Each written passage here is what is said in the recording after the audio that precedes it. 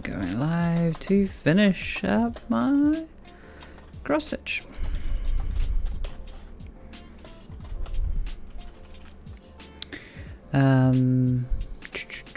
This time I think I will just share, I'm assuming,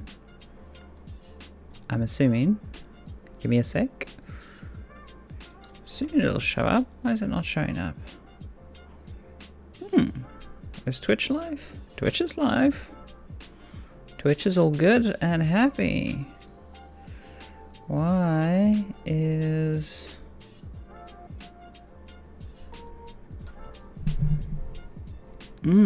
That's interesting.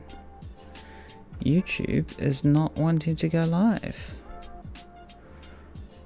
Well, let's just check the Ream stream. Hey everyone, how's everyone doing?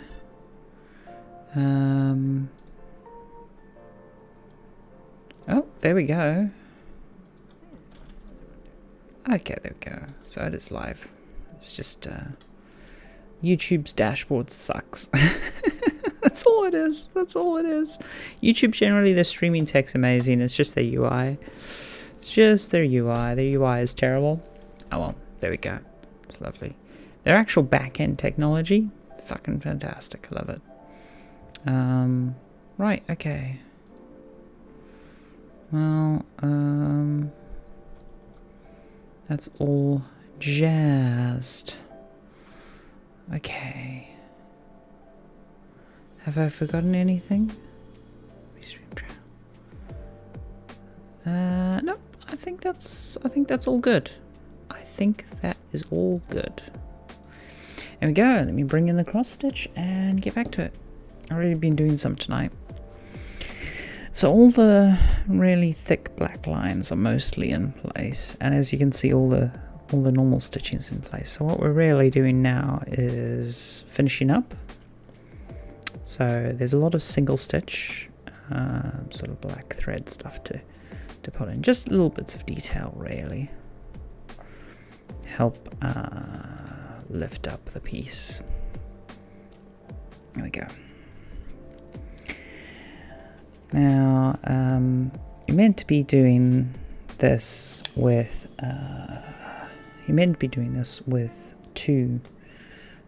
with one, but I'm going to be doing it with one doubled up, which is effectively the same as doing it with two.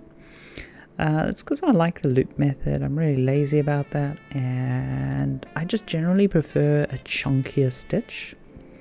I don't know why, I just do. I think it looks nicer. So yeah, that's what we've been up to.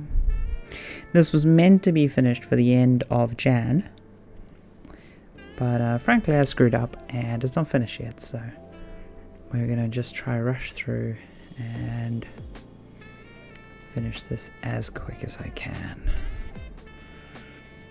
Well, not rush, because I do want to actually frame this and hang this on the wall, because I'm quite happy with how this whole piece has come out. But oh, I should get the, there it is,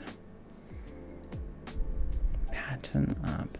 So I've been modifying the pattern. It's not actually the original pattern. There's a few I've changed the colors in a bunch of places. There we go, checking. And I've also just deviated from the design in a few places, and I've made it a rectangle rather than a circular design, because I want to frame it. It looks nicer.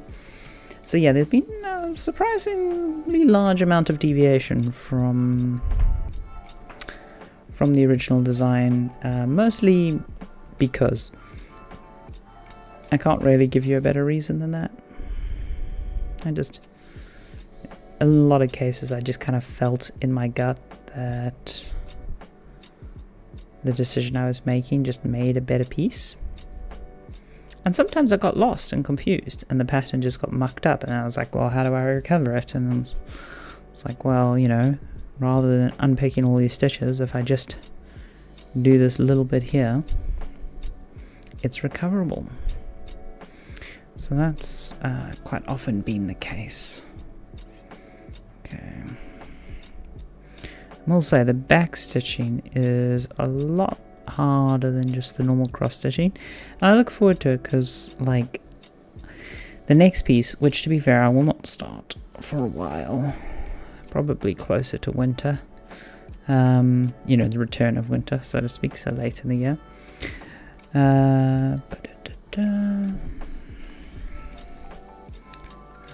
Sorry, my brain is working things through because I'm trying to trap the stitch. Just put that there and put that there. Okay. Is the next thing I do will probably be a bunch of very small embroidery pieces, probably on clothes or on small bits of scrap cloth, as I sort of try to get technique down. I'm looking forward to learning and developing that skill, really.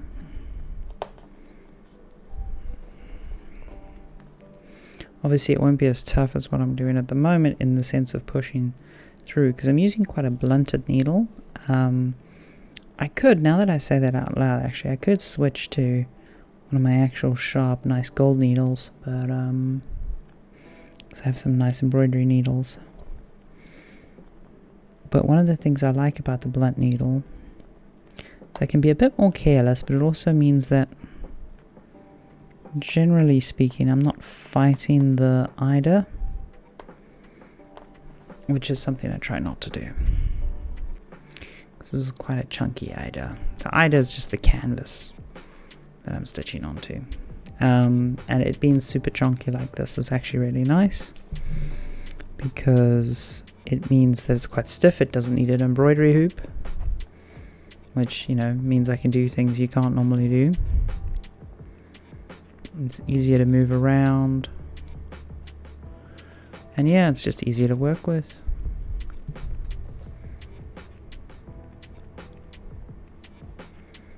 And that's all good. Otherwise, what have you all been up to? How's your year so far been going? I know I haven't been streaming as much as I normally do. Hopefully some of you are just catching this up on VODs. I do at some point plan to edit stuff down and make some clips or something. But really I have to feel that I'm just vibing a good stream, and I said some useful things actually. And to be honest, lately it's mostly been exploring stuff. Sorry, I'm just getting this pattern into my head. I find it a lot easier. I find it a lot easier to get the general idea of the stitch into my head and then follow my memory of it and my feeling of it, then sort of count squares. It means that I drift from the pattern more. But it also means that I'm sort of observing what I'm doing a lot more closely. And I'm a lot more critical of what I'm doing. And I think it makes me learn faster because of that critical sort of constant self-examination of the stitch. And I mean, that's actually one of the reasons I want to switch to embroidery, because I feel like cross stitch, there's definitely techniques I could learn, mostly sort of designing my own patterns and stuff, but I feel I'm held back by my I feel like I need to develop my needlework skills. I mean, not need, it's just really an interest. And I feel like I'll level up faster with the variety of stitch patterns that embroidery offers. And the other thing, frankly, is I just think embroidery stitches can be a bit more interesting, a bit more complex. You know, whenever non-subbers see this, they always compare it to pixel art. And I think, you know, pixel art, there's a ton of stuff you can learn and you can level up with pixel art. But I don't want to learn pixel art right now. I mean, I've done a bunch of pixel art in the past, but you know, I don't. The purpose of this is not to do pixel art. The purpose of this is to do. Sorry, I'm just sort of plotting this out.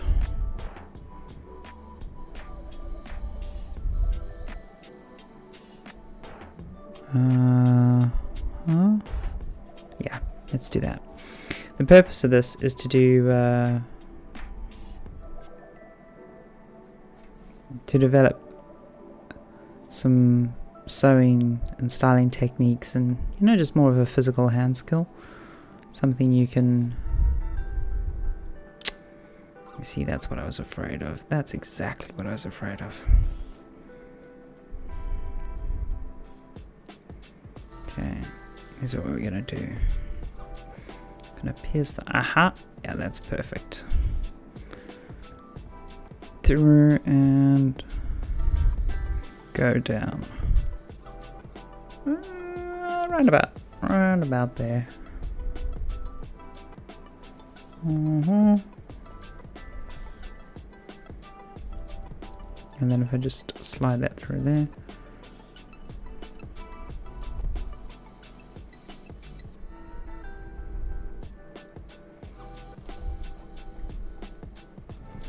There we go. Like, the pattern directed me just to use a black cross stitch for this. Black thread for this back stitch, sorry, I should say. But I'm looking at it and I'm like, my gut was to use colored, like darker outlines of the same shade. You know, maybe a bit more desaturated. Sort of like what you would do with digital line art. And I think my gut was right, but now that I've started with this black stitch, we are going to finish with this black stitch. Because, you know, a creative decision has been made, and I think to deviate from it at this point will probably cause yeah, I don't think it would look good to deviate it from it now that I've started. Oh, that's the dehumidifier. One sec. Actually, it should be fine. I don't have to get it this exact second.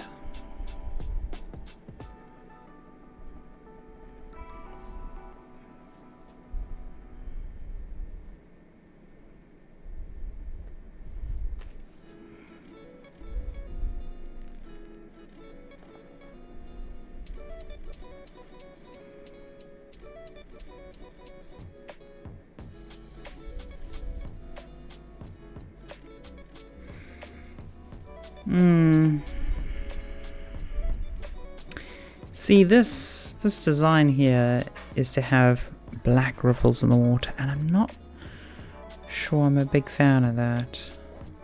I think maybe if I go single stitch with them rather than double, which is what I'm currently doing, that might be the way to handle it. I think that might be the way to handle it. 1, 2, go in. Need 3, go in. There we go. That's all good. And now we just want to hit one above that green spot there. There we go. Yeah, there have been a few. Ooh. Oh, wifey's home. I should go say hi to her.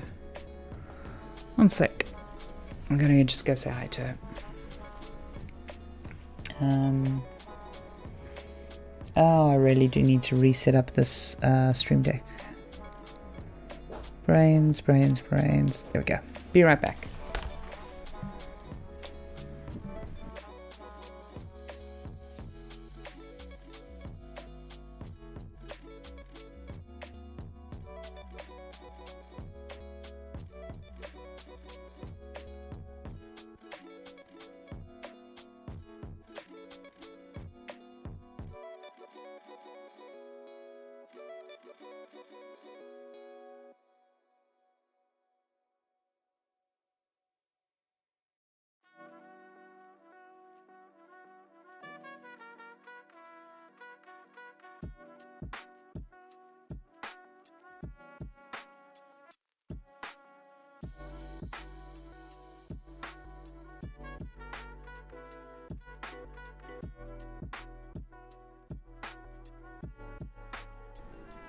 Wifey's home. That's always good. Let's get the... Here we go. Ugh. Get back in there. Okay. Right, where was I? Oh, there we go. Needle's poking out, showing me exactly where I was. Very handy.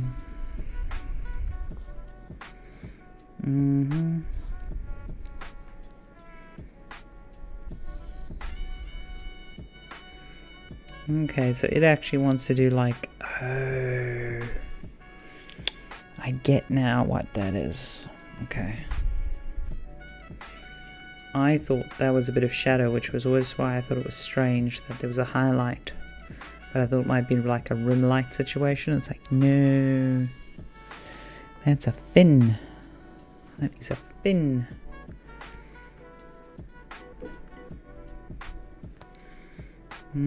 Could probably get another... probably a very short stitch, so I'm not going to bother.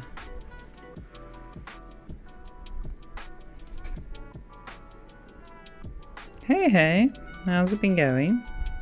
Come on. Just connect around there. Just tie that in. So I've been watching terrible TV while doing cross-stitch, while finishing all this up. Mostly I was watching South Africa's Survivor, because it's on Amazon Prime for some reason. And, that was really both comforting and weird, because I don't normally watch those kind of shows. But I didn't really care about it enough to have it distract me. But at the same time, it was interesting. And it was somewhat satisfying just to see sort of South Africa, even though it wasn't said in South Africa, South Africans and like South African brands sponsoring and stuff. It's weird how that comforts you. But another one that I was watching tonight, which I'll be honest was a little bit too interesting, it was also on Amazon Prime, an old show from 2015, I would say it was, where I think it was called Fugitive, UK show, where people go on the run from professional, I don't know if you could call them professional investigators.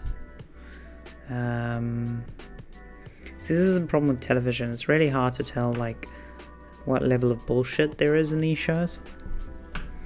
They're all like ex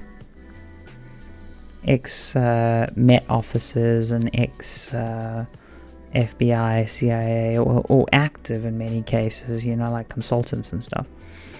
But of course, they're working for a TV show, and they're not actually going to be given control of or like access to a whole bunch of stuff. So the show is in some ways simulating and faking things. But obviously, figuring out how the production team has simulated and faked stuff is always tricky. You see, this is where my super chunky stitch has started to cause some pressure. But yeah, it's a weird show. Interesting though. Interesting, a bit dated. And as I say, it's always hard to know like how much hand waving there is going on, because it's well documented that, for example, CSI style shows basically lied about their tech for a very long time, even though they collaborated with law enforcement consultants and everything, and in a lot of cases the writers just kind of ignored consultants' advice, or consultants overblew what was possible, or oh motherfucker, variety of situations came to play. And this has actually led to a well-documented thing among juries called the CSI effect, where people have drastically over-indexed on how reliable forensic testimony is. And there's a reason why, for example, like the military sponsors a bunch of video games and TV shows and all this kind of stuff, because they want A, to recruit more kids, but B, they want to spread sort of false information about what they can and can't do, and false information about how they operate. You know, it's just par for the course. So my brain is just working out from the back end. Hey, got it in one.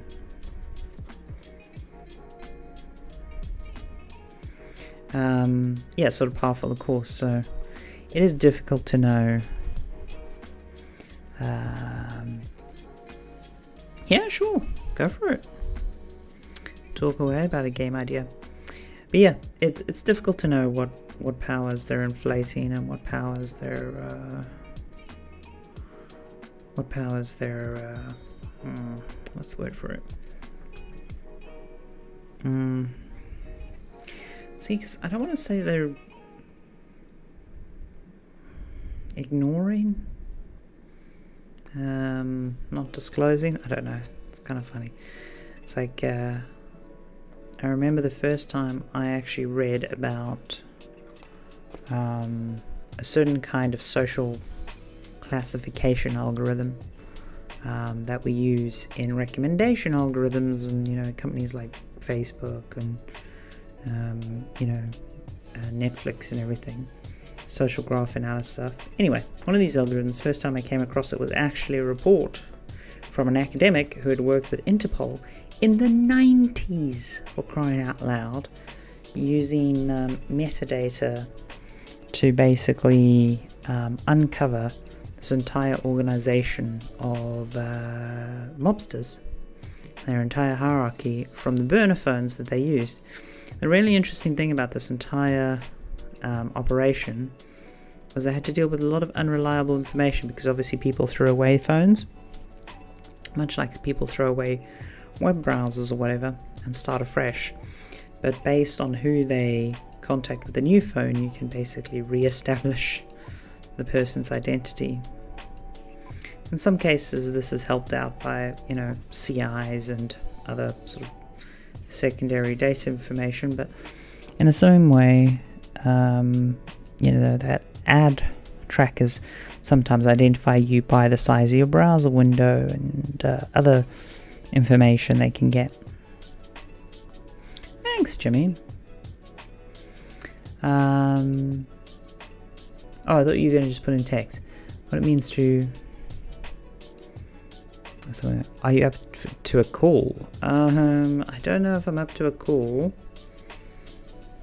And I'm prepared to jabber about an idea you have, but I'm not prepared to give professional advice, because I have enough expertise that I don't know what my liability is there, but I'm happy to jabber about it in a public context. The honest truth about video game ideas is your idea is not worth anything until it's executed. And so if you're worried about anyone like stealing your idea, don't be. It's not that valuable. It's not ever that valuable.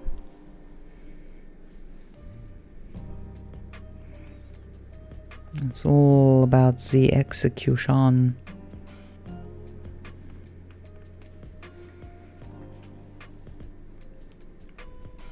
Though, did you see the news about Wordle? Oh, feel free to drop it in text chat then. Happy to look at it in text chat and comment on it. I know it's like not the most convenient thing, but yeah.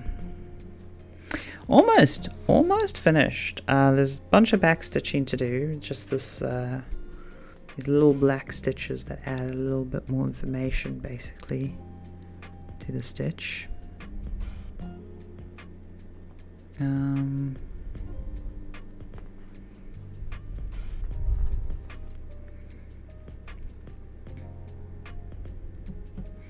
Yeah, it's interesting because, for example, Wordle, very simple game concept. Shortly after it was released, because it's obviously a website, a lot of apps and clones appeared very, very quickly.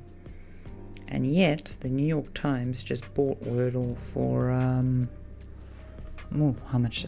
A bunch of money, I forget. It's a fairly large sum for such a simple game. And the reason why such a large sum was handed over for such a simple game has nothing to do with the game.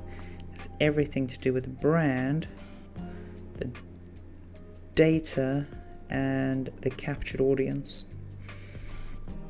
That's where all that value actually is for that product. That's what the New York Times is actually buying. Because if you're the kind of person who's doing Wordle, I guarantee you're the kind of person who is... sorry, backstitch is a bit more. There we go. You're the kind of person who's doing the crossword puzzle. And if you're the kind of person who's doing the crossword puzzle, you're the kind of person to get a newspaper subscription.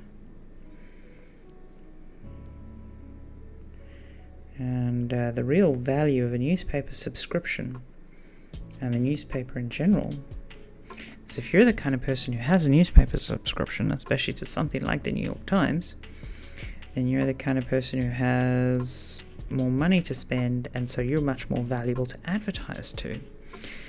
And that is the primary sort of value offer of the New York Times. Is they basically can sell ad space to people that other people can't reach, because those people aren't watching television, and if they're using a service, they're using the ad-free version of that service. And so there's only a handful of places they can still be reached.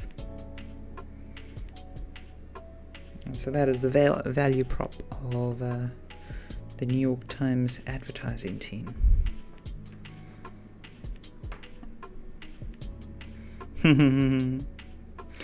Yeah, it was a pretty interesting acquisition. Yeah. It's funny, a lot of people put the death of newspapers down to, including a lot of journalists, put the death of newspapers down to Google News and websites and that kind of stuff. The honest truth is it was almost nothing to do with those places, because what people didn't realize is the thing that subsidized newspapers was okay, hold on, this is a little bit problematic. There we go. The thing that subsidized newspapers really, more than anything, were the classifieds. Because you paid to put in classifieds, and loads of people put in classifieds, and they're effectively the forerunner of Facebook marketing. And the first thing that killed the classified was Craigslist, and then its various derivatives. And so the local newspaper got destroyed because people needed the local classifieds. And when the local newspaper got destroyed, that's where a lot of baseline sources for journalism came from. And so, yeah, some really interesting stuff has been written by some smart people on that topic. I find the whole subject extremely fascinating, because what it says to me is, if we want to get rid of Facebook and the social media companies, because what do they all have in common? They all run, well, not Twitter, well, I mean, to some extent Twitter, but primarily they run sort of captive advertising model, which is interesting to think. So if there's certain regulations or certain market forces that could be put into play to basically put that part of the business at risk. And I think this is also why you see some of these companies really constantly divesting, because they realize how vulnerable that single point of failure is. Even today, the amount of money that's just AdSense on Google. I mean, Google's pretty divested now between Android and YouTube and all the other ad volume they have and search. But initially, for the longest time, it was just search ads, really. Which is fascinating to think about. Absolutely fascinating to think about. To have your so much of your business operation dependent on that.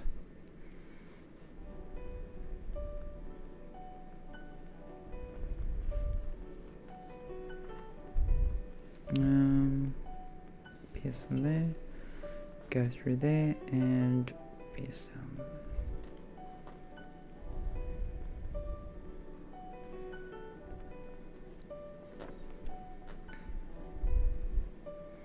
Andrew?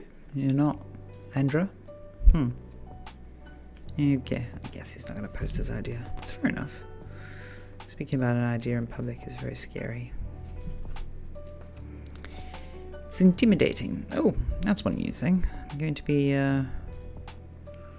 running a new D&D game again, which is going to be interesting. Yeah, that's good. Looking forward to that. Sorry, just running things through my head. Yeah, it's not long enough to continue. Let's quit that. Yeah, my plan is to frame this.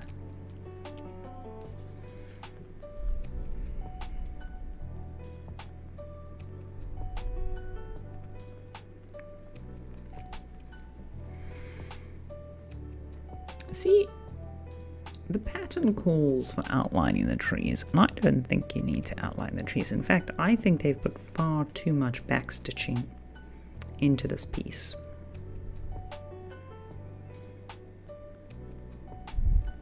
I think they have put far too much backstitching in this piece. And I don't just say that because I'm backstitching right now. I'm looking at it and I'm like,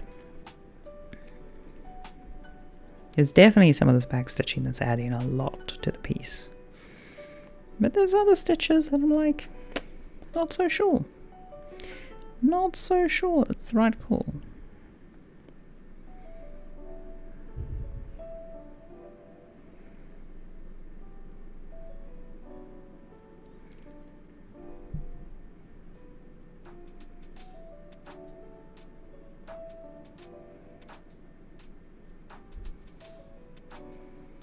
Here we go.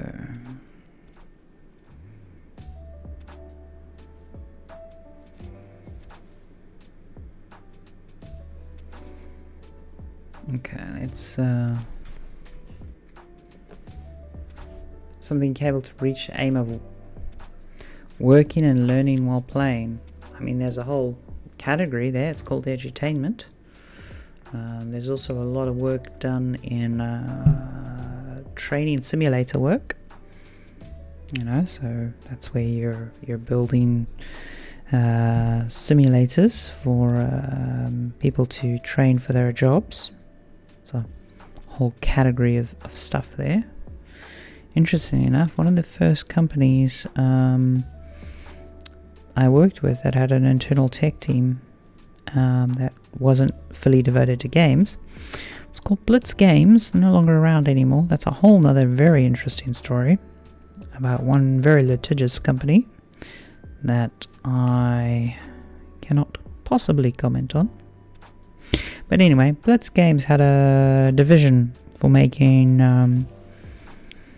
for repurposing their game engine software for medical simulators, this training software, all kinds of stuff.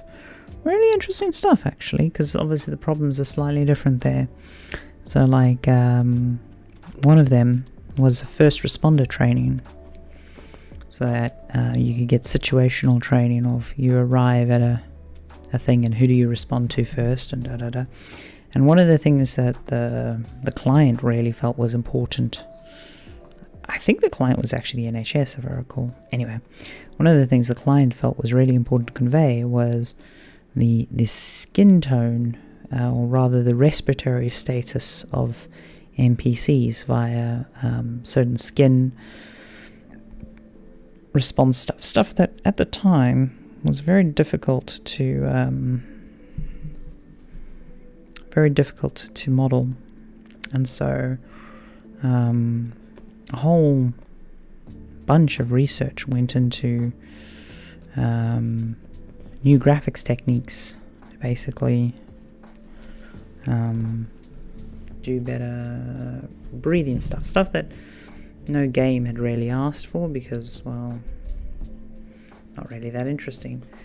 And they ended up repurposing a bunch of the software that they made for the non-gaming use into gaming use, or, you know, simplifying it and making it use less processing power, dialing back the knobs, as it were. But yeah, occasionally they'd have some more complex stuff, and you know, it was interesting for the R&D teams. It's not like it's crazy research. We're just talking like, you know, some graphics programmers' time to tweak some stuff and whatnot. It's not like they're writing a PhD or anything. But interesting. Diversification in the industry. You know, especially if you're an independent like Blitz was, you've always got to keep your eye out for new ways to make money and keep the cash flow going, diversify, you know, and all that jazz. Yeah, very sad what happened to Blitz. Anyway, that all happened to them, and yeah, as I say, they went under.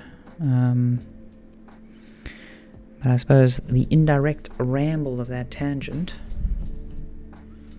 is I've got quite a bit of experience pitching, because that was my first exposure to it, and since then I've pitched a lot of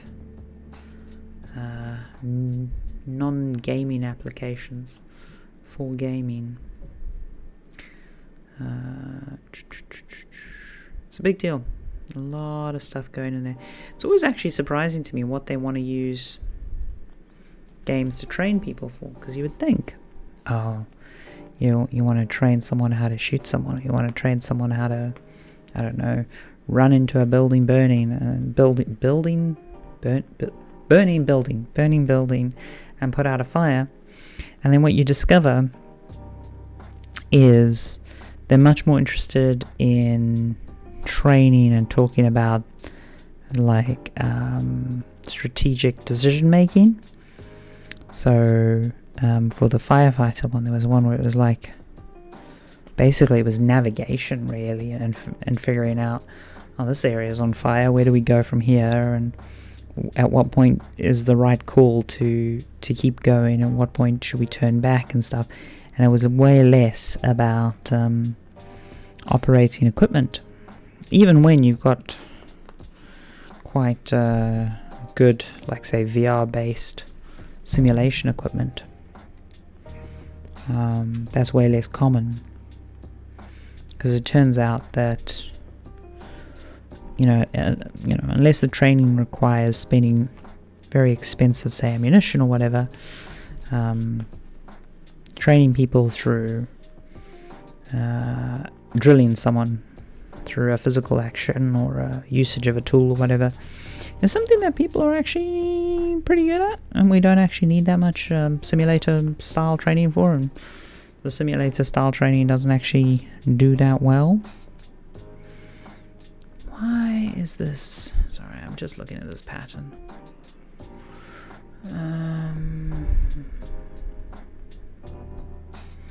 Right. I know what this pattern is now. This is what I mean. I think this design relies on backstitch way too much. So I'm going to actively try to cut down the amount of backstitch.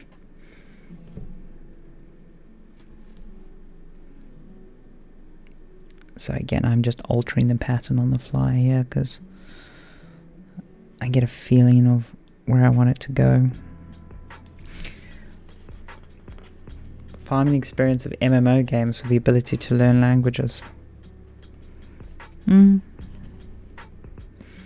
interesting. I mean, like, I don't know if you're a linguist. My wife's a linguist. I've got a few friends who are linguists, and language acquisition is a very tough and interesting problem with, I don't want to say that's over-indexed on, but there's a lot of people already in the language learning gamification space. It's a tough one. I think one of the actual easiest ways to learn a language in the MMO space is actually just to join a French or a Spanish MMO server. That was actually really funny. I started playing Zenith the other day. I want to play a lot more of it. Frankly, I have been very time poor lately. I wanted to play it on stream, but frankly, this cross stitch has to get done. It was meant to be finished yesterday. That was the original plan for January, was finish this cross stitch, and it didn't get finished. And so now I'm like, okay, hell's bells, we're gonna get this finished. Can't stay up too late tonight, but I'm hoping we finish it tonight. That is my scheme for the night. But yeah, I mean, here's the thing. Any idea anyone will ever pitch, there's a million reasons to say no. You just need to be confident enough in your idea that you can go ahead with it. And some of the best ideas are basically carried out in earnest stupidity about not knowing enough about the area or about the field. Because if you were well informed, you wouldn't pursue that corner of the particular field, because well, why would you go there? That's a daft idea. But being naive about an area and diving in basically means you don't go the way that everyone else goes. So there's a lot of value in that. There's a lot of value in that. It's really interesting, like, learning that for myself. Because like one of the jobs I had at one point was basically telling money people why a person's idea won't work,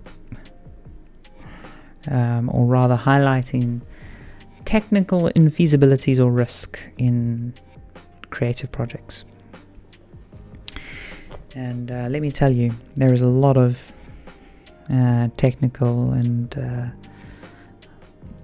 unfeasible stuff that I have seen. How do I say this?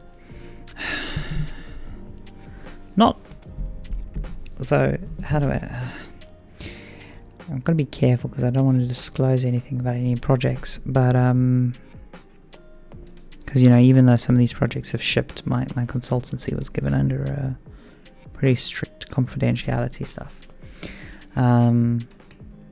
Often, what I see is a game says, we're going to do this really cool thing where we're going to invent, I don't know, a Wizmabob that does a thing, that does this amazing thing. And I would look at it and I would go, that'll never work.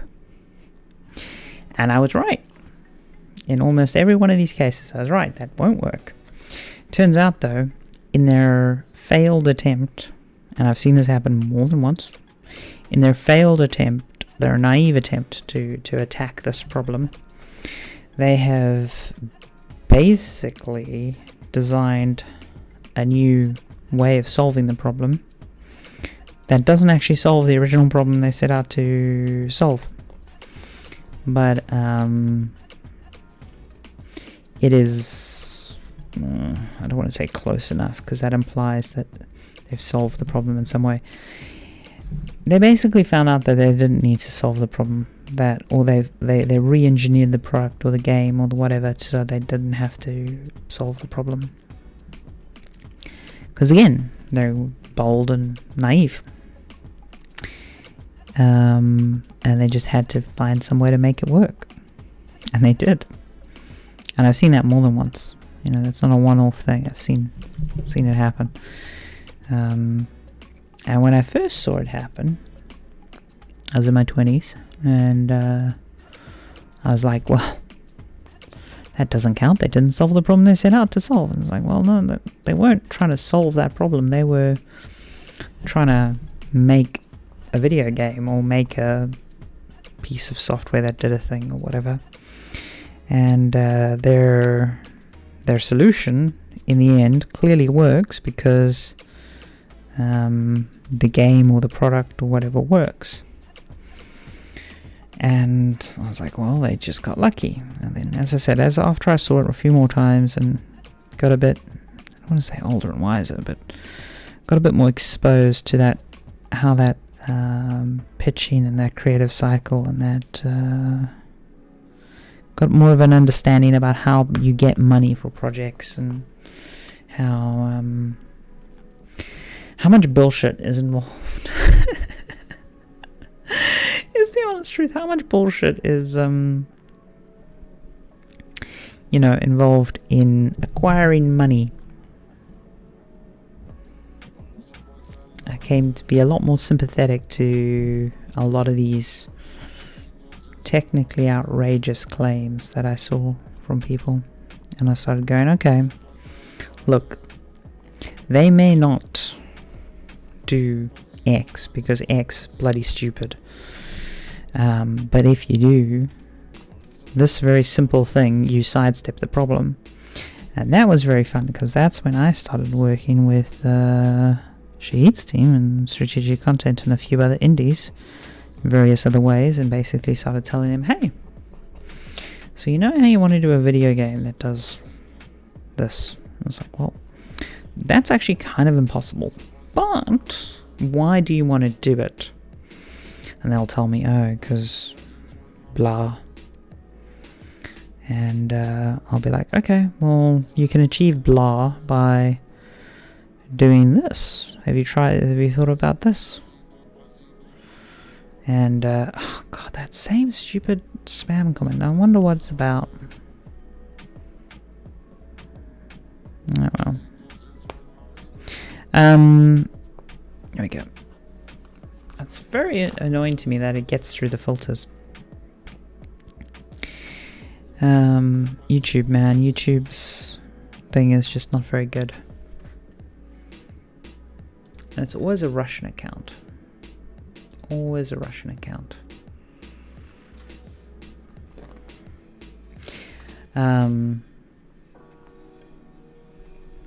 Oh yeah, no. Takeshi's Castle is a pitch that's gone around for years. I even had a pitch that went pretty far around that. But yeah, they managed to solve the right parts of the problem. They managed to sidestep a lot of the problems. Hey Ben, how you doing? Yeah, no, it's interesting. It's interesting. Another one. I can't comment on that. Damn it. Unfortunately, anything I've done in a consultancy capacity is usually pretty NDA'd. I'll talk about one that I didn't work on, but it's public knowledge. But I've basically seen a version of this happen on multiple games. So a lot of people really like the original XCOM, XCOM Enemy Unknown, not Enemy Unknown, Terror from the Deep and UFO Defense and stuff. They praise the artificial intelligence. What is semi-common knowledge now, but wasn't known for a very long time, is there was a bug, design, anyway, unsure which, in the AI system, which basically meant it ran out of memory sometimes because of stack recursion. And because of this, the AI sometimes just gave up and went random. And the occasional bit of randomness in this AI, basically now quite a common system, back then very uncommon, allows the AI to perform surprising maneuvers and break out a local minimum conditions. So as a result of that, the AI did some very unexpected and wonderful things, and people thought the AI was way, way smarter than it is. And I've basically seen the same thing where people have wanted to do these very complex things. And it turns out, if occasionally the AI just fluffs it, or the complex system just fluffs it, people are more impressed. Which is hilarious to me. Though, that only works, that randomness only works if most of the time the AI behaves in an intelligent and predictable way. And then just occasionally it goes whoopsie. And it can't just go totally randomly whoopsie. It's got to go whoopsie on a sensible decision. Because that's what humans do. You know, if you have to make a split-second decision, you kind of just sort of half think it through and you pick one of the sensible choices. So, you know, if you're in a room and a bunch of zombies bashing through the windows and the door and stuff, and I throw you a gun and an orange, yeah, one of the choices is you run directly out of the room. One of the choices is you like catch the gun and try fire it or something. But what you don't do is randomly try, you know, bite into the orange.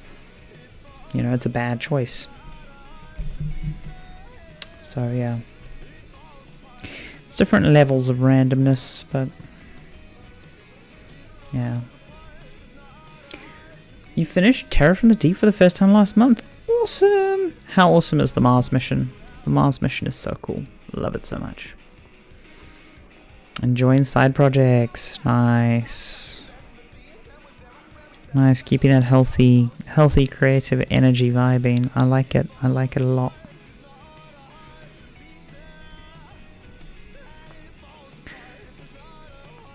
Tried to bore me to death, yeah. I mean, it's kind of interesting in the way that it's such a long mission and you don't get restocks and stuff, so ammunition becomes a bit more of a play, and... But yeah, I know what you mean. I know what you mean.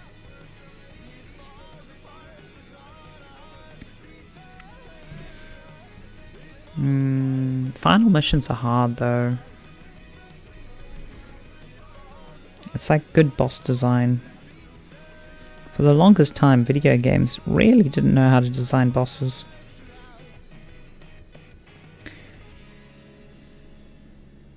You know, outside of some genres like shmups and stuff, boss design was really kind of shitty for a very long time.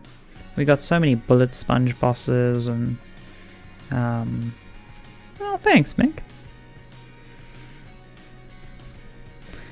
Yeah. It's a cute little pattern. I've just been modifying it for my own purposes. Going off the rails a lot.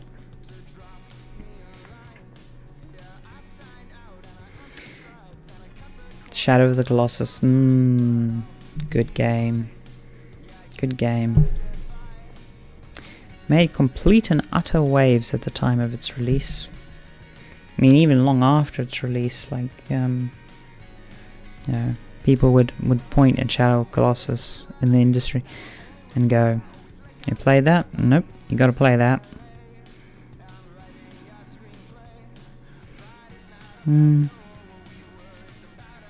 It's funny how you get seminal pieces like that that are just ahead of their time and everyone starts referencing them, and then because everyone starts referencing them, they become pathetic, and then even some of their bad decisions but become commonplace because not everyone who copies knows what to copy. I think a classic example in film of that is people who copied John Hughes without... yeah, Dark Souls is a really good example in gaming. But yeah, a lot of people copied John Hughes' filmmaking without realizing how much of why his films were so amazing was his relationship with actors and his production side and how he made films and shot films, and wasn't necessarily the tropes of his script or the core cadre of his acting group or a bunch of other stuff that people have latched onto. I mean, the acting group one was actually a big one. But it wasn't a big one for the reason that people think, you know.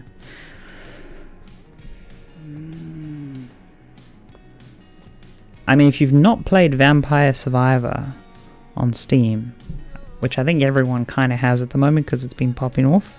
But Vampire Survivor is a solid $3 purchase. That is really, really worth it. I have gotten so much out of that game. That game is really enjoyed big time. If you want to take a bit of a risk, one of the people in chat is actually a game developer, and he has this wonderful zombie simulator game as well as a puzzle game. Good fun. If you want to take a punt on an unknown indie.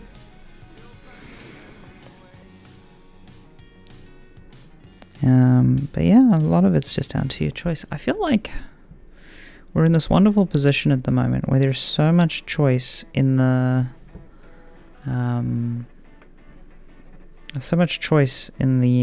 marketplace that you basically can go, oh, I kind of feel like playing, I don't know, a game kind of like this but crossed with a game like this, or like I kind of want a game that does this. So often now the choice is, oh, there's actually a game or multiple games like that, and it's really fantastic. That's not to say that all games have been made or whatever. There's still tons of games to be made, and obviously individual takes on games. Just because someone made a first-person shooter doesn't mean they made everything about a first-person shooter. Same is true for most genres.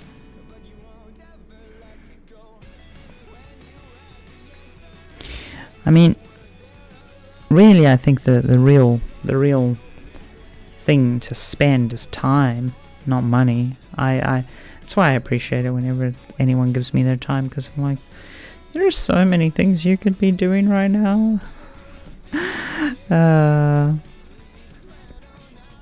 are so many things you could be getting up to. Especially with like Steam's 2-hour refund policy and stuff.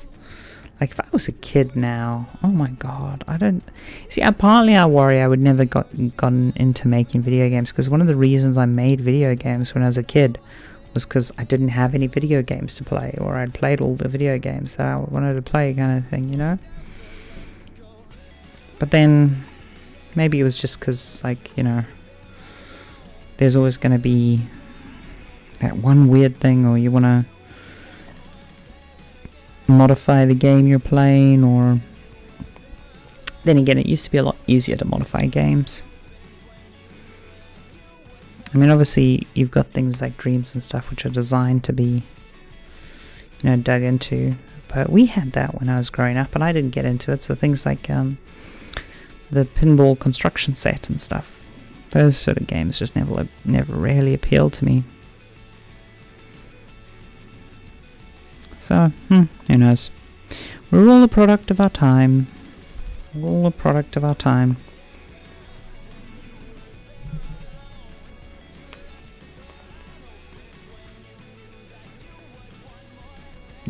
Yeah, paper, man. I mean, like, you don't have to tell me, my wife writes books. I've got a comic book if anyone's interested, about stories from the games industry. They're all at flammablepenguins.com. But yeah, my wife writes books, and trying to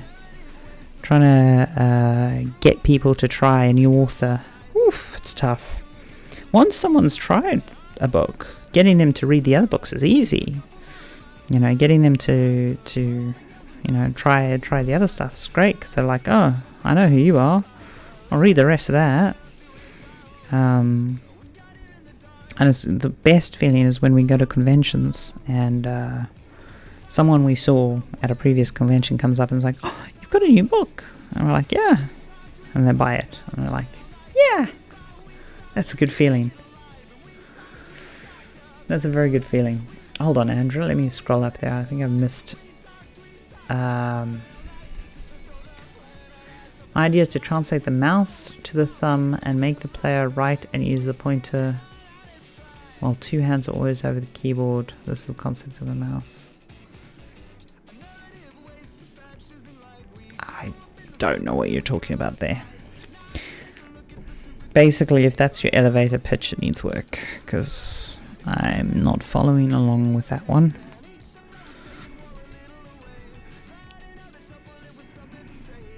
I mean, most about learning languages is either learning culture or learning vocab. And learning the right vocab. And then just practicing it.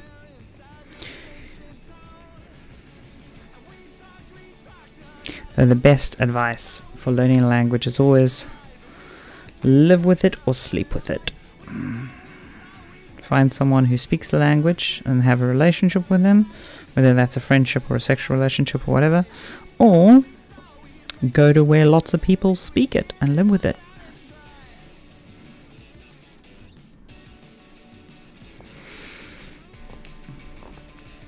I still remember when I was in university, the way I learnt my initial kanji, and the way I learnt all my hiragana and katakana, a lot of which I've just forgotten now because I've just not used it. Even in Sony, I didn't really use it. I thought about taking Japanese courses because Sony offers them, and I was like, yeah, maybe I should, and then I didn't. I probably should have.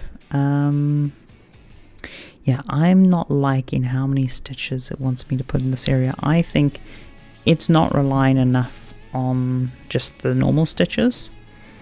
So I'm going to put in a few more in this area that it's suggesting, but I'm not going to put in the majority of them, to be honest. Because I'm looking at them and I'm like, nah, you don't need all those.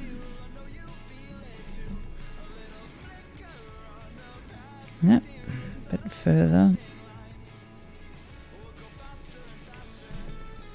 There we go.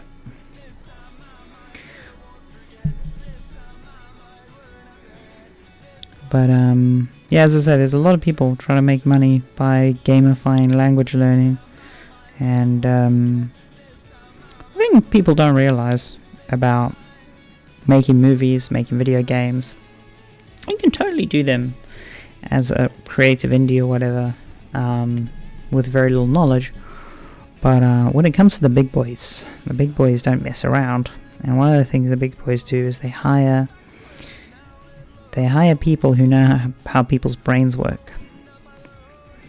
And one of the things you do, for instance, as a game designer in the actual industry, especially if you're, sort of principal or director level, you have either shipped a lot of games and acquired a lot of this knowledge just through first-hand experience, or more probably you have shipped a lot of games and read a bunch of psychology books and done a bunch of psychology stuff, and you're quite comfortable with human psychology. Sorry, just going through and figuring out where it wants the stitches.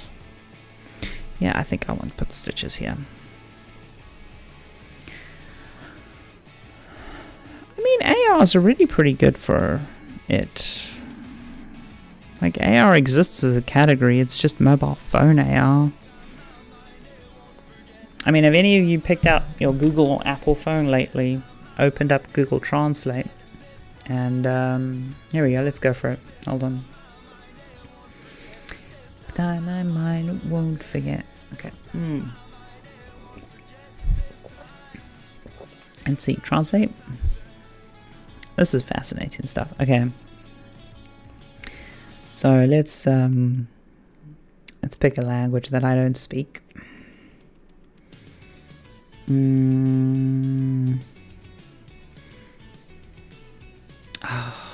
do you know what? Okay, let's just grab French. It'll be funny. Okay, so you go into conversation mode in French. It's not going to work because I don't have someone I'm speaking to. But you can go into conversation mode, and as you speak, it does subtitles for you. And when they speak in French, they speak back to you in English. Yeah, you can just go auto on this button, and then it just recognizes for both languages and figures out which you're speaking at the time. That's been on phones for quite some time. Not all languages are as equal. I'm just going to stop it there because it's going to just natter. Not all languages are equal, because honestly the real problem isn't software. The problem is just data sets. And as we sort of dub more movies, and as we do more stuff, we build bigger data sets. And so, like, a good example of... Sorry, my brain is just working through something, and... Okay, cool. I don't think that needs definition, but I do think the shoes need the definition. No, not at all. Not at all. I think language will always evolve very quickly. And I think what people consider native level... See, here's the problem with automation and machine stuff in general. It doesn't have to get as good as humans. It just needs to get good enough that people can use it and not pay someone to do a particular job. So do I think that machine translation will be good enough that a lot of people who are currently working in multilingual jobs as translators or whatever will not get hired in those jobs anymore? Yes. Big yes. And that's already happening, and it's happening faster than I think people realize. And even places that are hiring people are hiring fewer people, because the people who are doing those things are assisted by enough AI that their job is much faster, so there's less translators needed for this kind of work. So yeah, now that's happening pretty fast. But if anyone needs a book translated, like actually translated, not just, oh, I'm interested in this book and I don't speak this language, but for print or commercial product, then it's going to be a professional translator. And it's not going to just be about... It isn't just about, can you speak the language?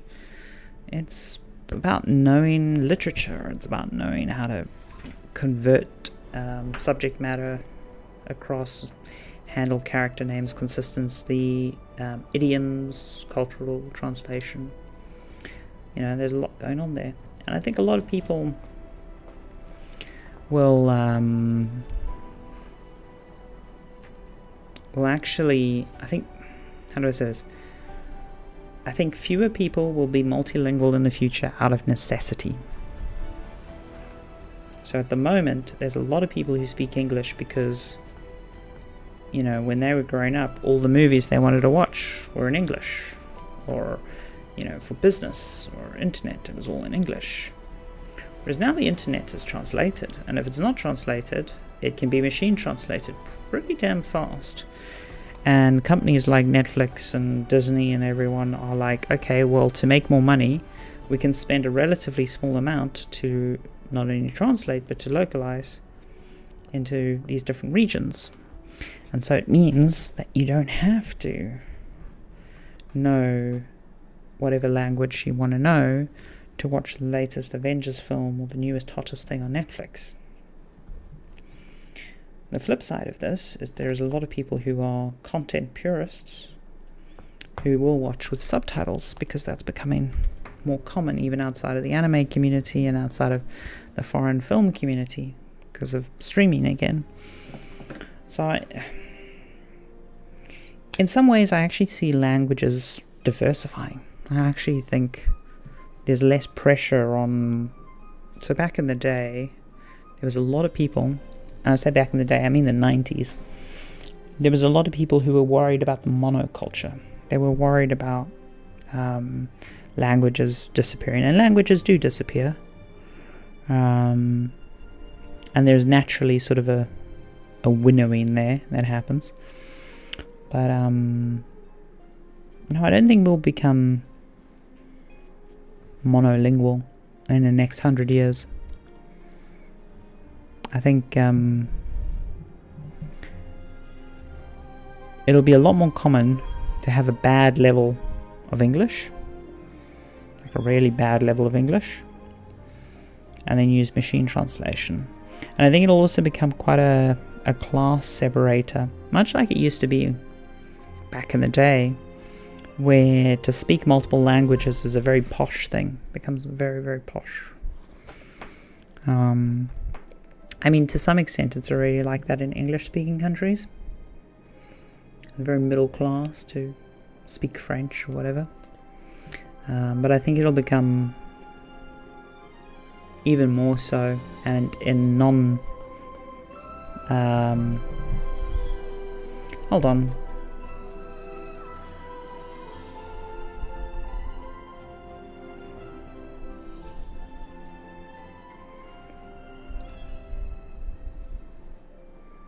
Is this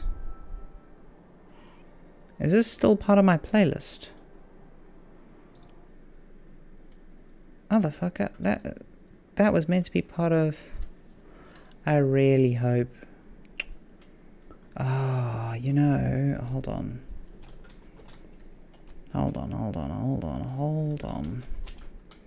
Sorry about that. I had a Stream Tunes playlist playing in the background.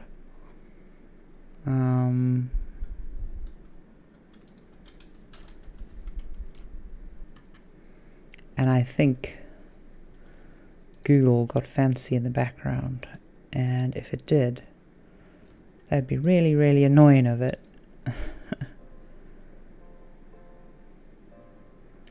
Okay. Loop playlist. Okay, so what happened was the playlist finished its song list and then went on to autoplay some other stuff. Hopefully that doesn't bite me in the ass. Oh, I really should be recording this locally, because locally I have the different audio channels separated out, but let's be honest, I haven't edited anything from these streams in a very long time. Though that kind of annoys me, because I was just talking about stuff that I'm actually interested in maybe editing down and posting, because it's something I'm knowledgeable about. And right, okay, let me catch up with chat, because I was so engrossed in cross stitch there, I was only glancing at chat. Let's see.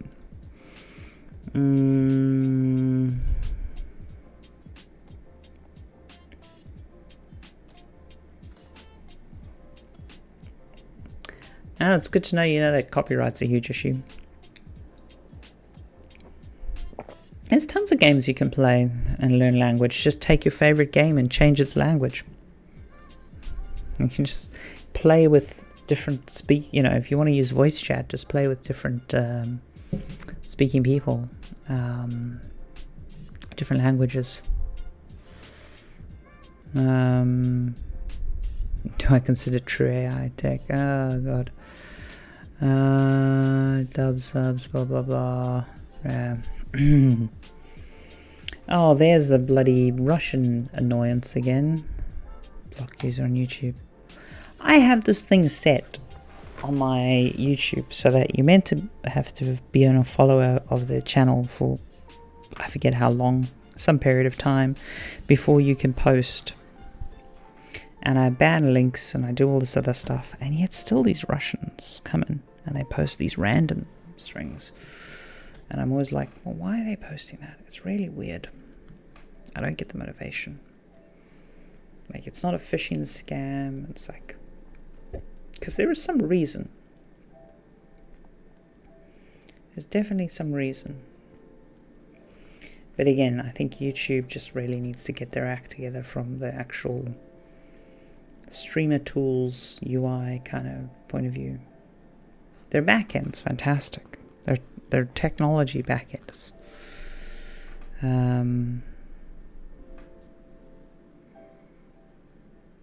Bollocks. What have I done?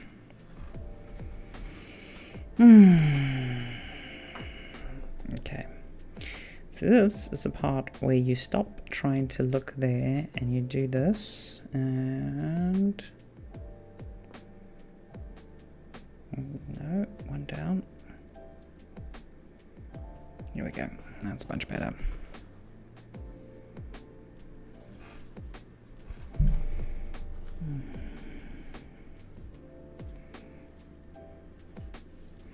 As I say, I think I need to modify the method I use for this, because the method I use for cross stitch is super reliable, and I've got down to a fine art.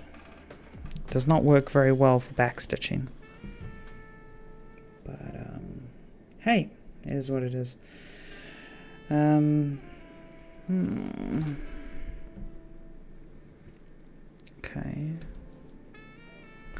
Don't lose hold of that. Well, actually, lose hold of that for a sec, because we need to.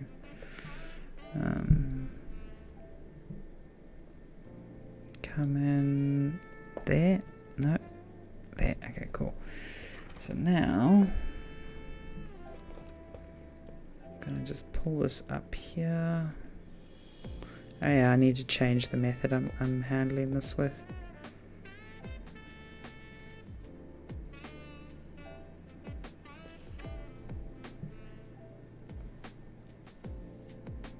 Because the method I like to do where the stitches secure themselves and don't rely on knotting.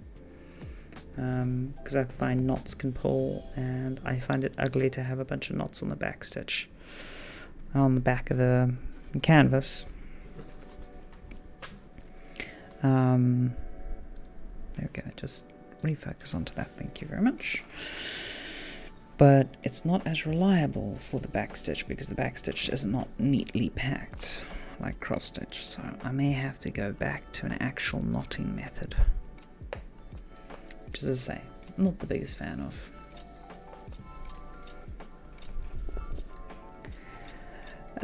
So here's the thing, localizing is pretty damn cheap, because even with voice actors and stuff, because for instance, if you're doing an animated show, the money is all, at the moment at least, you know, these things change given technology and art and but generally speaking, creating the show, writing the show, animating the show, these are the costly parts.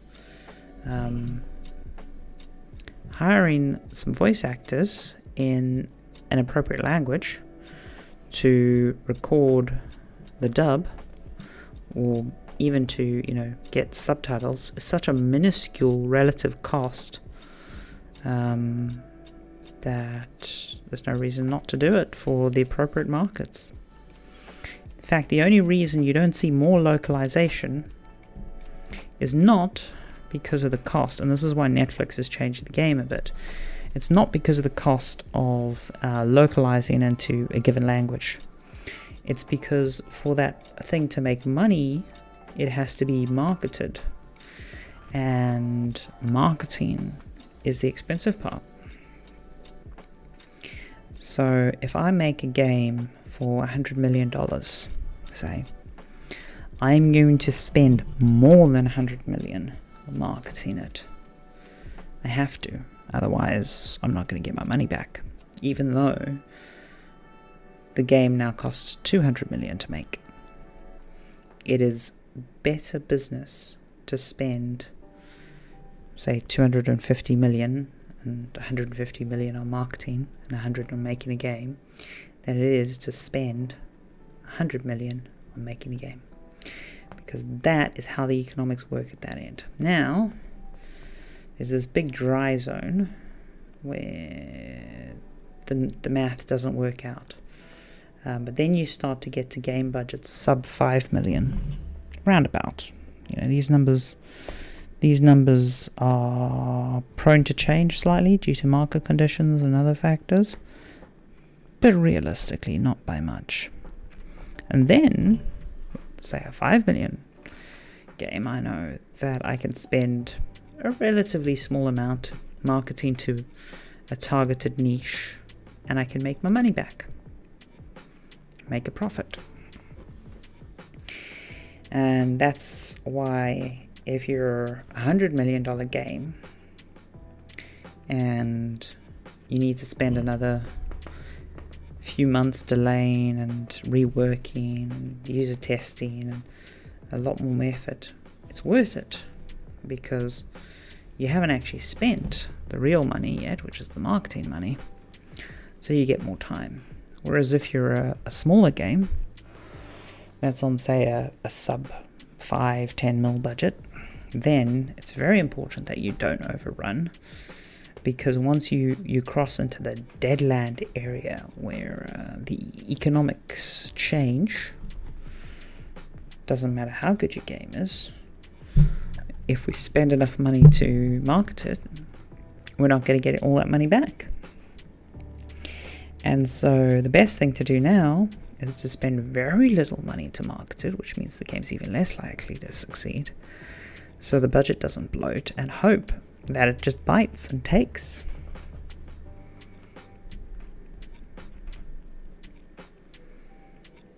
So yeah. Now obviously every product is different and every situation is slightly different, but you'd be surprised how well these general rules hold. Oh, motherfucker, I need to undo that stitch. That stitch is wrong. That stitch is wrong. Let's hope I can unpick it without too much bother. Oh, yes.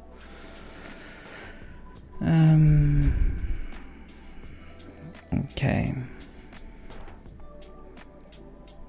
Can I...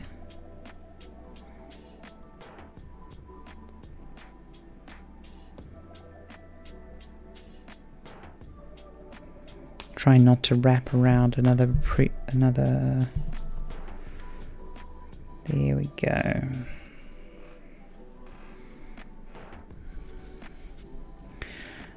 Yeah. Do you want another weird insight into the world of anime and products and licensing? So, you know how Netflix anime always has new subtitles, or like you'll see new subtitles and stuff. So it turns out the subtitles are generally on a different license to the content, right? So like what will happen is the film has a theatrical release, and the subtitles were done by the regional distributor or something. And then when it has a DVD release, the subtitles are again done by the DVD release people. Sometimes those subtitles aren't packaged up in the same release agreement. Sometimes they are, but often they weren't, especially with certain products. So it turns out when Netflix got their start, way back in the day, there was some stuff that wasn't subtitled, but they needed subtitled. So they started running their own subtitle division and hiring contractors and all that jazz, hiring companies to do subtitles. And then they worked out the economics of it, and I was like, well, if we've got the subtitle division, generally we can bulk buy and we can get money from doing new subtitles things. And so they now have the resources and the expertise to subtitle, and they know that they want to subtitle into a bunch of other languages anyway. And once you're subtitling a film, subtitling into more languages, you know, as I say, the cost isn't huge. And because it's Netflix, the marketing mechanics work very differently, because once you're on Netflix, they control how to market to you, and it's relatively cheap for them to push original Netflix content to their subscriber base and to generate value from that and stuff. They do have to push off-platform promotion as well. You know, they do spend quite a bit of content-specific marketing off-platform, but that content-specific marketing is driving their core product, which is their subscription service. So it's just really another way to market Netflix. The best part is they can tie into a lot of platforms and methods that are designed to promote content. What they're actually marketing is Netflix. But so a good example of that, for example, is trade press.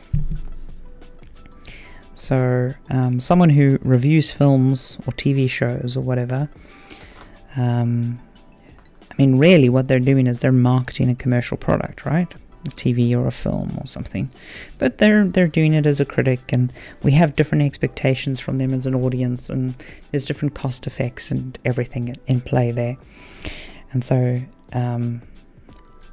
McDonald's can't go to someone who reviews films and go, can you review our cheeseburger? Doesn't work. Okay. Netflix likewise can't go to this person and go, hey, can you talk about how great Netflix is? Doesn't work. But now if you have a content marketing strategy based around your product, which you just happen to serve, which is ancillary and required to consume this media, hell, not only can you get this person to talk about it, but you can get them to talk about it for next to nothing. And by next to nothing, I mean free tickets to a premiere or a press kit or relatively low spend. And a lot of the economics of the situation are designed to help creators who make content, and I don't mean YouTube videos, whatever, I mean like movies and plays and video games, to promote their audience, to promote their game to an audience. And a lot of people who engage with a critic, say, or a magazine or a trade press of whatever design, are going in with the expectation of artistic critique and discovery of new content, with the desire to spend money. So you get into some pretty interesting economics there. Yeah, it's funny when you realize how much of industry is driven by macroeconomic factors and things. I'm too poor even to make a $100 million game. Maybe that's a good thing, because I'm too poor for marketing, because it's all good. Yeah, that's this thing. Can you imagine going on Kickstarter? I can't market it. I mean, so Kickstarter is a perfect example of this discussion, right? If you're going on Kickstarter to get money to make your game, you failed. Because modern Kickstarter, and to be honest, when I say modern Kickstarter, it became like this within like a year of Kickstarter and video games being a thing. But Kickstarter was always about, I have a small audience already, I have funding of some amount already, and all I am doing is using Kickstarter as a marketing promotional push to amp up the level of interest and the level of funding that I can get for my game. And often you were then taking that audience who you had just pre-sold the game to, and you were going to a publisher or to other money people, and you were going, hey, look, I did a Kickstarter, I got this much money and this much audience, can you give me some more money? Because, and they'll be like, oh, sure, you've drummed up that much support, you clearly know how to market your product, there is a story here, it's market tested, and they will go for it. A similar thing happens in the publishing world with books, and it's called a packaged deal, where you already have an audience, you already have some book content that's been written or whatever, and you're really just using the publishing deal to amplify the brand and push it out to a larger audience. Yeah, strange place. Strange place. And don't even get me started on the wonderful world of venture capital and crowdfunding. So if you want to know how things like that space game that I forget the name of, that a few of my friends actually have worked in ancillary studios working on the various things and stuff. Oh, you know how they talk sometimes about getting paid money to dig a hole and fill a hole, fill it back up? Yeah, there's a lot of industries. You'd be surprised how many industries work like that. But yeah, in some cases you may run a crowdfunding campaign and then just use that as an excuse to do venture capital stuff. Yeah, wherever all the good patrons go. So it still exists. It still exists. But I mean, some of this is newish, you know, in the last 100 years. But a lot of these factors existed in the Renaissance. You know, a lot of old masters were effectively money laundering or tax operations or various other various other financial instruments. I don't want to say scams. Instruments. You know, where the art was... Some of the greatest art throughout history was basically corporate artwork. And that's why I get very pissed off when people are like, you can't make real creative work under the... Like, you have to be independent to make great creative artwork. And it's like, tell that to Da Vinci, motherfuckers. Tell that to, like, freaking all of the great Renaissance painters. There's very few of them that operated in a vacuum. I mean, even Vincent van Gogh, like, do you know that he had, I think it was 3 family members who were in the art business as, like, dealers and, like, big names in the art business? And I mean, he didn't even get financially successful in his life, but he had all the connections. You know, like, this whole myth of, yeah. It is easier now than it has ever been to be a creative. That is the truth. That is the honest truth. If you want to make stuff, you're born into the right time period. Now the question is, do you want to make money off the stuff you make? Big money. Not saying like sustainable money. Well, big money is it's a different question. But I can guarantee you the guy who built Wordle did not build it to sell it to the New York Times.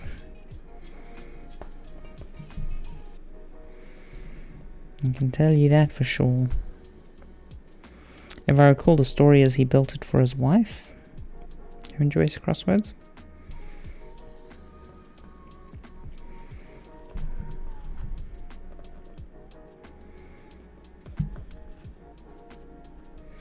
But yeah, the economics of this stuff is fascinating. Like, do you know how much of the fashion industry is influenced by the petrochemical industry and basically funding to promote new petrochemicals, synthetic fabrics from fossil fuels, as a way to drive up the value of the raw commodities market and these new sort of R&D chemicals that they had researched. It's a whole thing.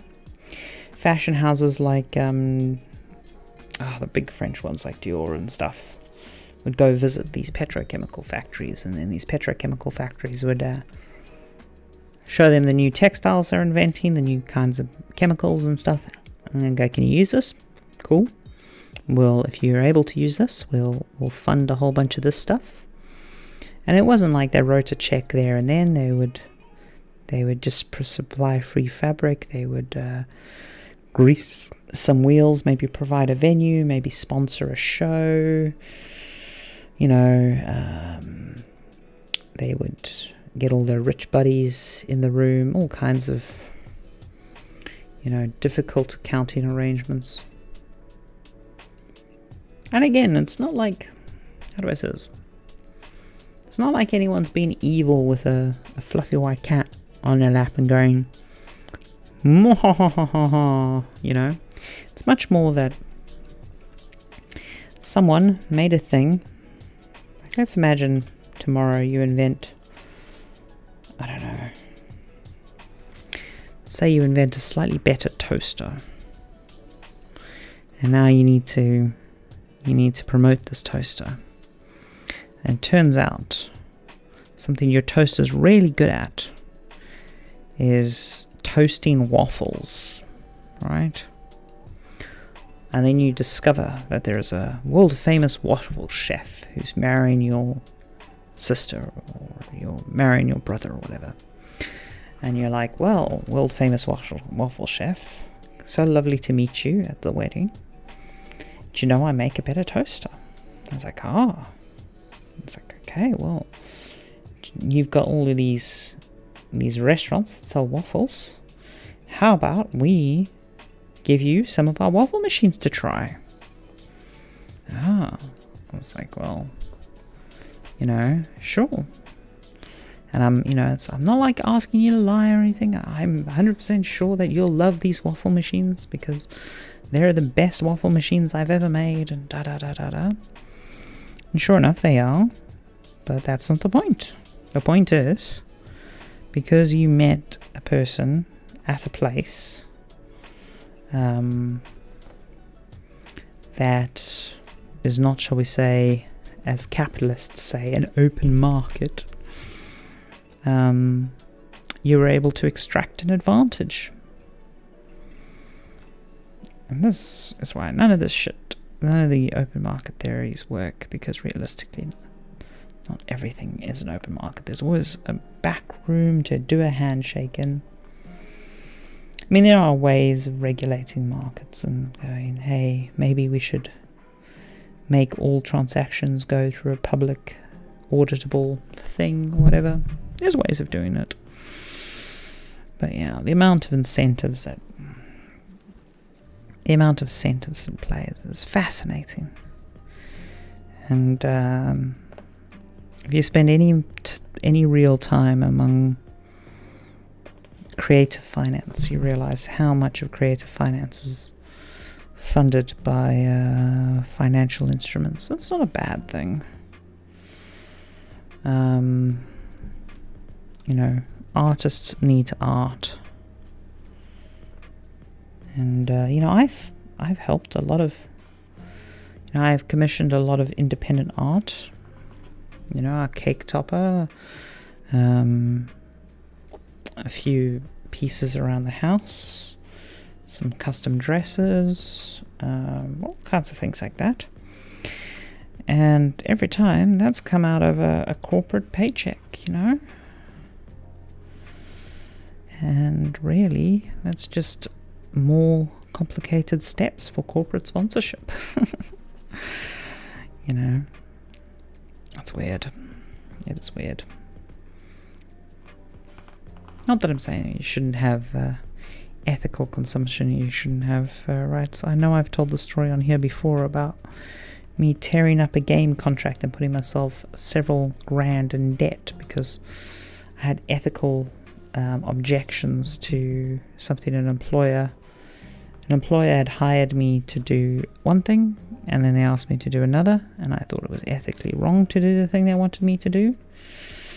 And I tore up the contract, and I moved country, and I did all kinds of jazz. Bye-bye, Germany. And I know I've told that story on stream before, so I won't recount it right now. Though I do wish I had an index or whatever whenever I've told story X, so I could just go, hey, here's a YouTube clip of me telling story X. Go watch that one. Then again, it's fun retelling stories. It is fun retelling stories. No, it's not always the best products. It's not always the best products that find those situations. That is the nature of the beast.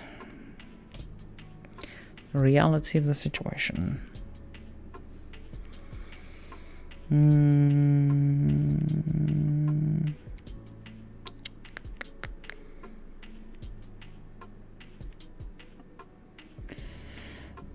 I'm not liking how loose this stitch is here. So what I'm going to do is I'm going to go, where is this?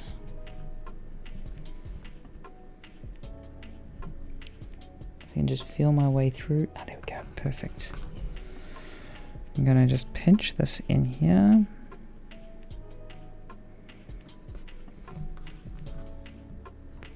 Hey, that's much tighter, much nicer. Right. I think I need to just put a bit more definition in here. I'm not really going by the pattern on this stuff, by the way. I'm just sort of feeling it out.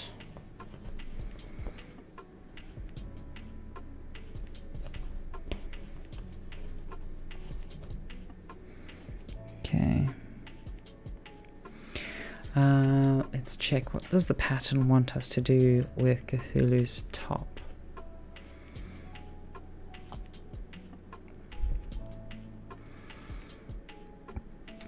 Okay, fair enough. I like that detail there. So I may have to switch to a sharp needle to get that done. Yeah, I'm definitely going to have to switch to a sharp needle to get some of these done.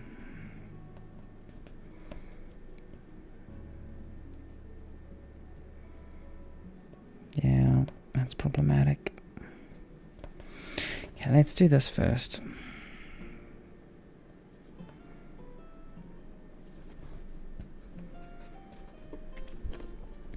I've yet to leave a country over conflict and interest, but they don't always appreciate me Well, you know what really helps having, like, the only way you're able to take a moral stand is if you don't have dependents and you're prepared to hit rock bottom. You know, because it's really easy for me to make a moral stand when I don't have kids and I don't have anyone I have to stress about. I mean, that was also before Ducky moved in with me and I didn't have cats or didn't have anything really to stress me out about, well, what if this all goes wrong? What if I end up homeless again? And I was like, well, been there, done that. Got the emotional trauma. Could do it again. Don't want to do it again, but I could have. And yeah. Once you know what there is to lose, and you're okay losing it, it gives you a lot of strength. It's a powerful position to be in a weird kind of way.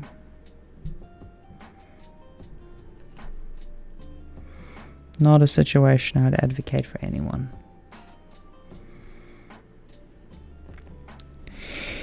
Well, that's the purpose of the talk I gave at Console 3 years ago now? 4 years ago? 3 years ago? 4 years ago. I don't know, the last few years have been a blur. Called Cyberpunk Engineering. I think it's still pinned on my Twitter, actually. Anyway, the talk I gave there was about the dystopian future of tech, and I talked a lot about like economic factors in tech. And the thing I try to explain to people is companies are made of people, and if you're an engineer, the chance of you being replaceable is much lower. And if you want a perfect example of that, you just need to look at Meta. They are struggling to find staff at the moment. Oh, they can find staff, don't get me wrong, but they can't find the staff they need. They can't find that top tier engineering talent that they desperately need to build the metaverse stuff they want to build. Because it turns out game developers aren't in it for the money. Because if you're a game developer and you're in it for the money, there's a lot of places that'll pay you good money to do what you do. And a lot of those places aren't as ethically problematic as Facebook. And the other factor is once you earn over a certain amount, and most studies agree that it's about 70k US a year, money no longer becomes the reason you pick one job over another. For most people. it becomes a lot more about the job itself and other concerns like ethical concerns. And so if you're sitting at another tech company earning 200k plus, and Facebook says, we'll give you 300k plus, but you don't like Facebook, well, you tell Facebook to go fuck themselves. And then Facebook turns around and it's like, we're going to hire 10,000 people. It's like, yeah, but most of those people are just tech support. Because you can't hire the engineers you desperately want to hire, even though you're throwing stupid money on the table. And so yeah, my talk, my cyberpunk engineering talk, was about a few things, but one of the main points I really want to drive home was how much power you have as an expert employee. I mean,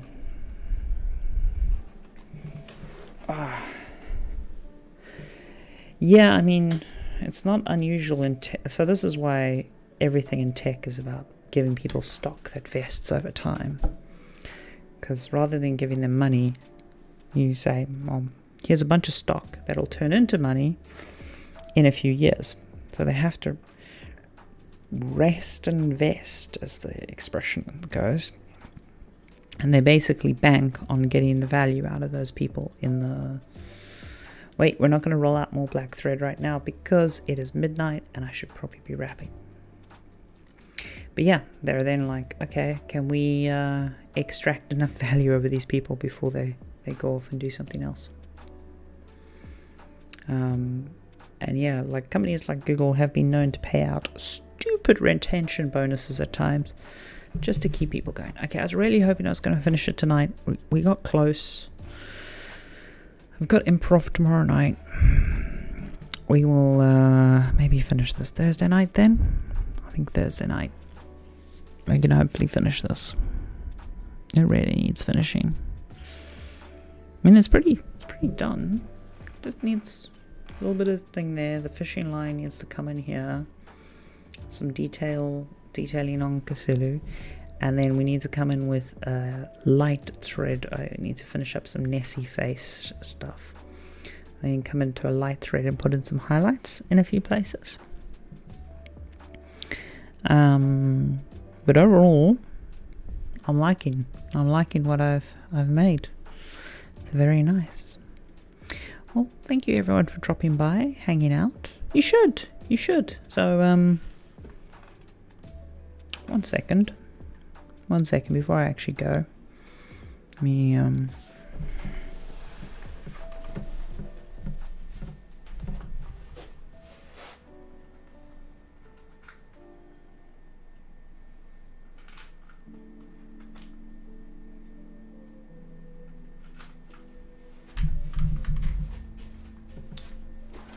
So if you're interested in trying cross stitch, basically you can go into Amazon or whatever and you can get these little... So I got these as stocking fillers on Christmas Day, just something to do on Christmas Day. They come with all the thread you need. They come with the needle, they come with the fabric. And I mean, depending on how fast you are. I mean, I think I knocked both those out on Christmas Day if I recall. Might have been a little bit longer. But they come with the pattern, they come with everything you need. And it's a really nice way just to get into it. And then, you know, you can get a little thing. Or a little penguin. You know? It's a nice little way to get into a bit of sewing if you want. And yeah, you can pivot from there to embroidery or a bunch of other stuff. Don't need much at all.